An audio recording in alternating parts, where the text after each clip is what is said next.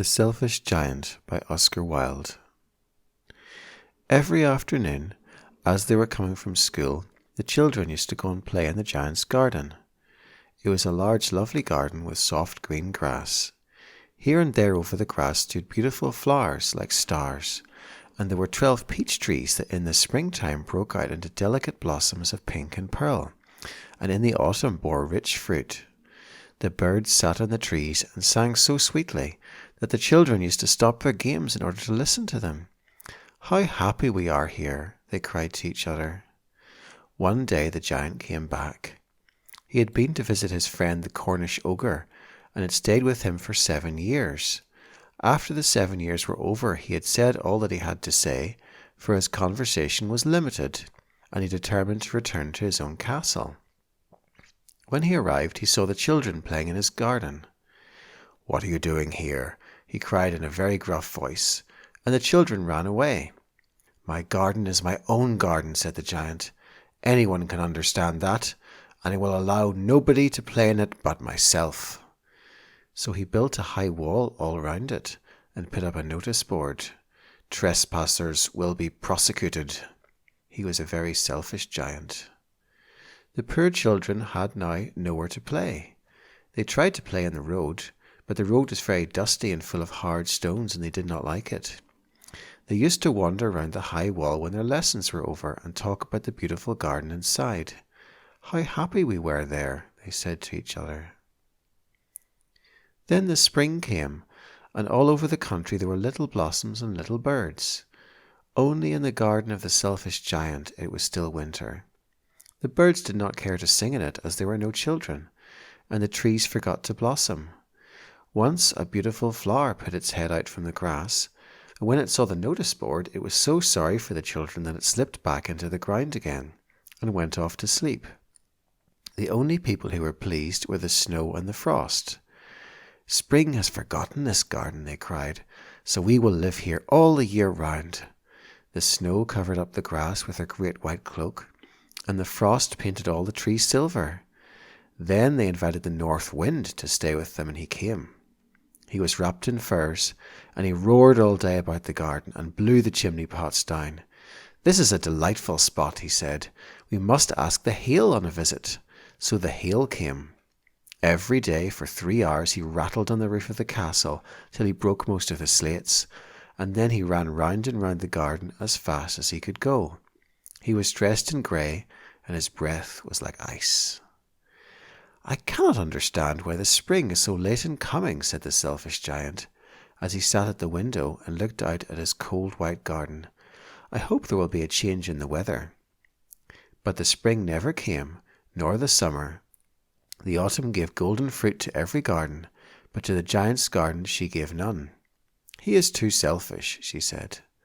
So it was always winter there, and the north wind and the hail and the frost and the snow danced about through the trees.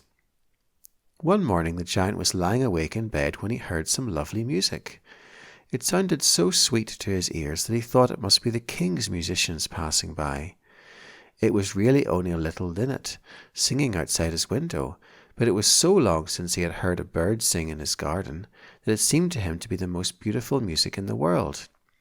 Then the hail stopped dancing over his head, and the north wind ceased roaring, and a delicious perfume came to him through the open casement. "I believe the spring has come at last," said the giant, and he jumped out of bed and looked out. What did he see?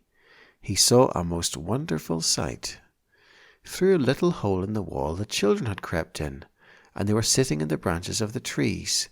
In every tree that he could see there was a little child, and the trees were so glad to have the children back again that they had covered themselves with blossoms and were waving their arms gently above the children's heads. The birds were flying about and twittering with delight, and the flowers were looking up through the green grass and laughing.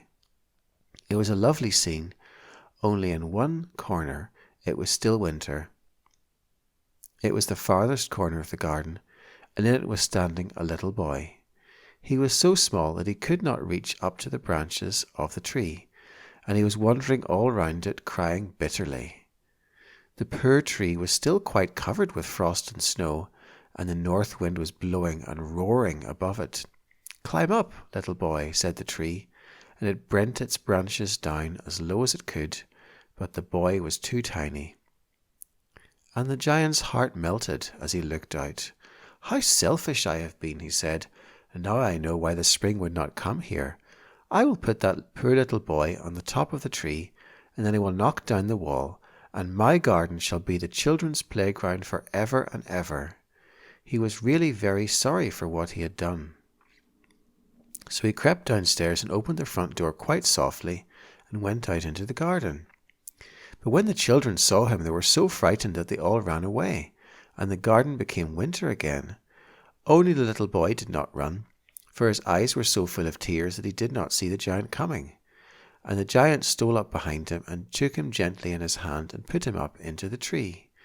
And the tree broke at once into blossom, and the birds came and sang in it, and the little boy stretched out his 2 arms and flung them round the giant's neck and kissed him. And the other children, when they saw the giant was not wicked any longer, came running back, and with them came the spring. "It is your garden now, little children," said the giant, and he took a great axe and knocked down the wall. And when the people were going to market at 12 o'clock, they found the giant playing with the children in the most beautiful garden they had ever seen. All day long they played, and in the evening they came to the giant to bid him goodbye. "But where is your little companion?" he said, "the boy I put into the tree." The giant loved him the best because he had kissed him. "We don't know," answered the children. "He has gone away." "You must tell him to be sure and come here tomorrow," said the giant. But the children said that they did not know where he lived and had never seen him before, and the giant felt very sad. Every afternoon when school was over, the children came and played with the giant. But the little boy whom the giant loved was never seen again. The giant was very kind to all the children, yet he longed for his first little friend and often spoke of him. "How I would like to see him," he used to say. Years went over, and the giant grew very old and feeble. He could not play about any more, so he sat in a huge armchair and watched the children at their games and admired his garden. "I have many beautiful flowers," he said, "but the children are the most beautiful flowers of all." One winter morning he looked out of his window as he was dressing. He did not hate the winter now, for he knew it was merely the spring asleep, and that the flowers were resting. Suddenly he rubbed his eyes in wonder, and looked and looked. It certainly was a marvellous sight. In the farthest corner of the garden was a tree quite covered with lovely white blossoms. Its branches were all golden, and silver fruit hung down from them, and underneath it stood the little boy he had loved. Downstairs ran the giant in great joy and out into the garden. He hastened across the grass and came near to the child. And when he came quite close, his face grew red with anger, and he said, "Who hath dared to wound thee?" For on the palms of the child's hands were the prints of 2 nails, and the prints of 2 nails were on the little feet. "Who hath dared to wound thee?" cried the giant. "Tell me, that I may take my big sword and slay him." "Nay," answered the child, "but these are the wounds of love." "Who art thou?" said the giant, and a strange awe fell on him, and he knelt before the little child. And the child smiled on the giant and said to him, "You let me play once in your garden. Today you shall come with me to my garden, which is paradise." And when the children ran in that afternoon, they found the giant lying dead under the tree, all covered with white blossoms.